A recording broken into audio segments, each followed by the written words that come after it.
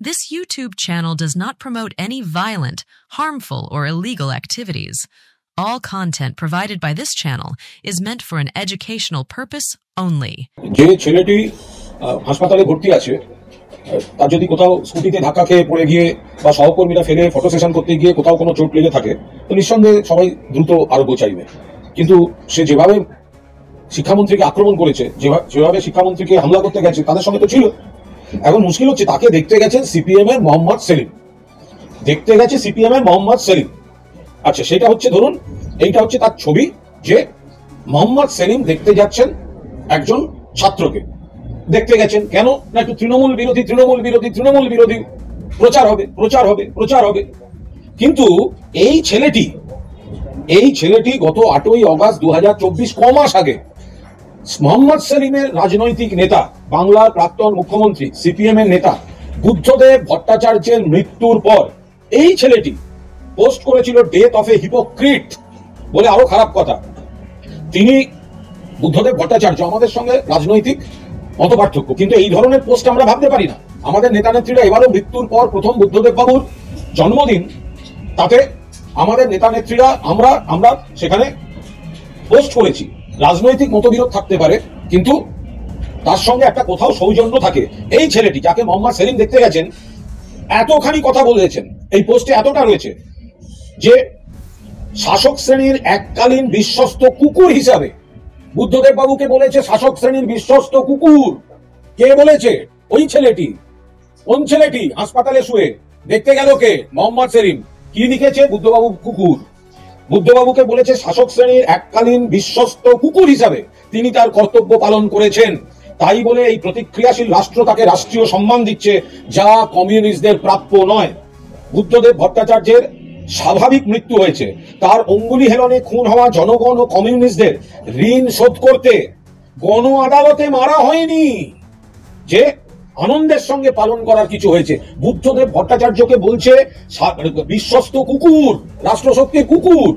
বলছে বুদ্ধদেব ভট্টাচার্য তার অঙ্গুলি হেলনে খুন হওয়া জনগণদের ঋণ শোধ করতে তাকে গণ আদালতে মারা হয়নি, তাকে দেখতে যাচ্ছে মোহাম্মদ সেলিম। লজ্জা করছে না? নমস্কার বন্ধুরা, দ্য ডট চ্যানেলে আপনাদের স্বাগত। শুনলেন তো বন্ধুরা, বুদ্ধদেব ভট্টাচার্যকে যে কুকুর বলেছে মোহাম্মদ সেলিমরা আজ তার পা ধরতেও পিছপা হচ্ছে না। এতটাই রাজনৈতিক দৈন্যদশা আজ সিপিএম এর, আর এর ফল হলো ভোটে শূন্য পাওয়া। আজকাল দিনটাই এমন পড়েছে, একটা মিথ্যা কথাকে বারবার বললে মানুষ তা বিশ্বাস করছে।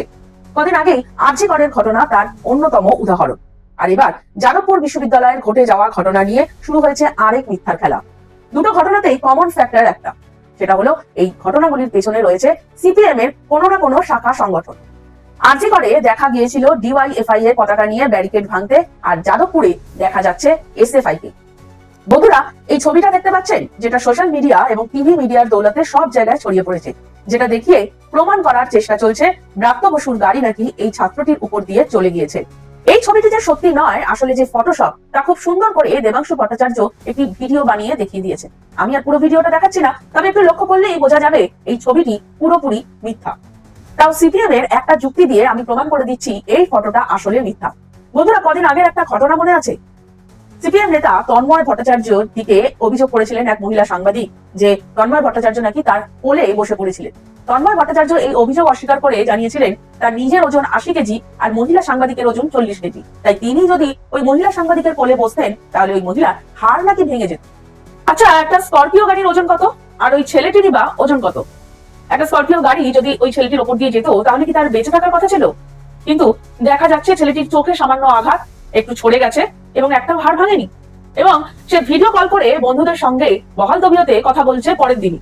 কেমন আছিস? এমনি এখন ঠিকঠাকই আছে। কেমন আছিস? এমনি এখন ঠিকঠাকই আছে।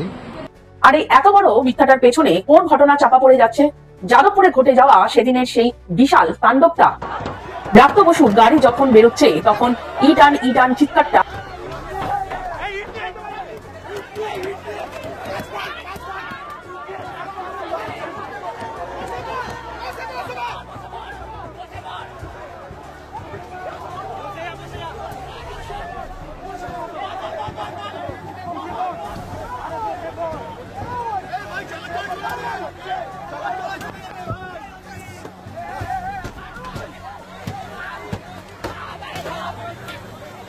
আর অধ্যাপক অধ্যাপিকাদের শারীরিকভাবে করা হেনস্থাগুলো।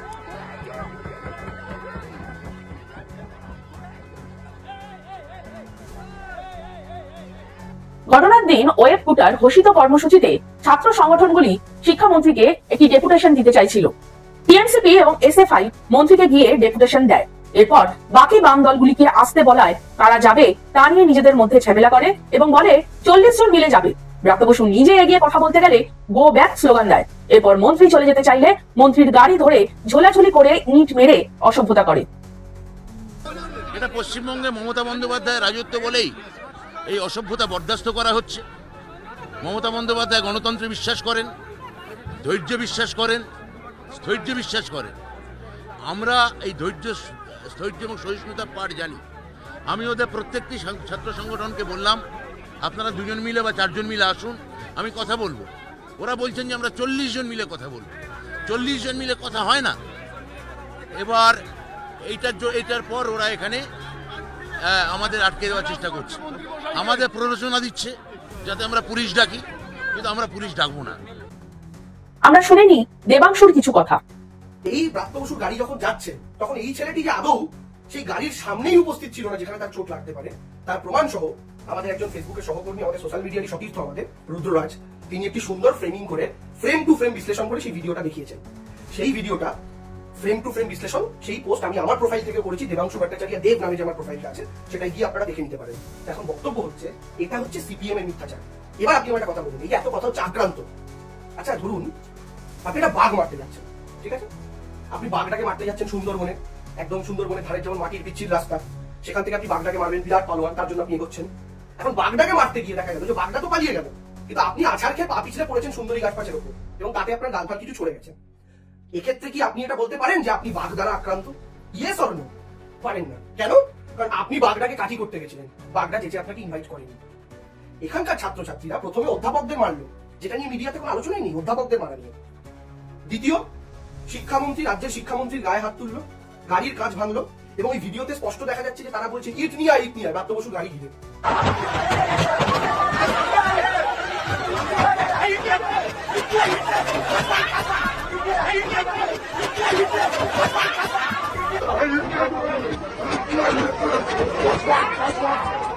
অর্থাৎ ব্রাত্য বসুর গাড়ি থামিয়ে তার গাড়ির ইট দিয়ে কাঁচটা ভাঙা হবে, সেটা করা হলো। এবার আপনি ব্রাত্য বসুর জায়গায় থাকলে কি করতেন? আপনি দেখছেন একদল গুন্ডা আপনাকে ঘিরে রেখেছে, তারা ইট দিয়ে আপনার গাড়ির কাঁচটা ভেঙেছে। এবার আর ভাঙার কিছু নেই, আপনি ফ্রন্ট সিটে বসে আছেন, এবার তারা আপনার মাথাটা ফাটাবেন। আপনি কি আপনার মাথাটা ফাটার জন্য আপনি অভিভাবক, সেই কারণে আপনি বসে থাকবেন যে আ ব্যাল মুঝে মার? আপনি অপেক্ষা করবেন যে গুন্ডারা কখন এসে আপনার মাথা ফাটাবে, নাকি আপনি আপনার প্রাণটা বাঁচানোর জন্য সেখান থেকে বেরিয়ে যাবেন? কোনটা করবেন? বেরিয়ে যাবেন। এখন সেই বেরোনোর মাঝখানে আপনার গাড়ির বনেটের ওপর, গাড়ির টাকের ওপর যদি 5-10টা গুন্ডা উঠে বসে থাকে, আপনি কি সেই অপেক্ষা করবেন যে গুন্ডাগুলোকে আমি বলবো আরে বাবা তোরা নাম, আমি না একটু এগিয়ে যাবো, আর ওরা আপনার কথা শুনে ও ব্রাত্য আপনি বেরিয়ে যাবেন, আমরা নেমে যাচ্ছি, সরি আমরা আপনার না গাড়ির উপর বসে পড়ছি, রিয়েলি সরি, এটা বলবে, ওরা নেমে যাবে আর ব্রাত্যটা হর্ন মারতে মারতে গাড়ি নিয়ে বেরিয়ে যাবে। আপনি এটা এক্সপেক্ট করেন? এই পরিস্থিতি ছিল। কেমন লাগলো বন্ধুরা আমাদের এই প্রতিবেদনটি, তা কমেন্টসের মাধ্যমে জানান। ভালো লাগলে লাইক করে বন্ধুদের সাথে শেয়ার করে নিন, আর আমাদের চ্যানেলে প্রথম এলে চ্যানেলটাকে অবশ্যই সাবস্ক্রাইব করুন আর জয়েন বাটনে ক্লিক করে আমাদের সদস্য হন। আজকের মতন বিদায়।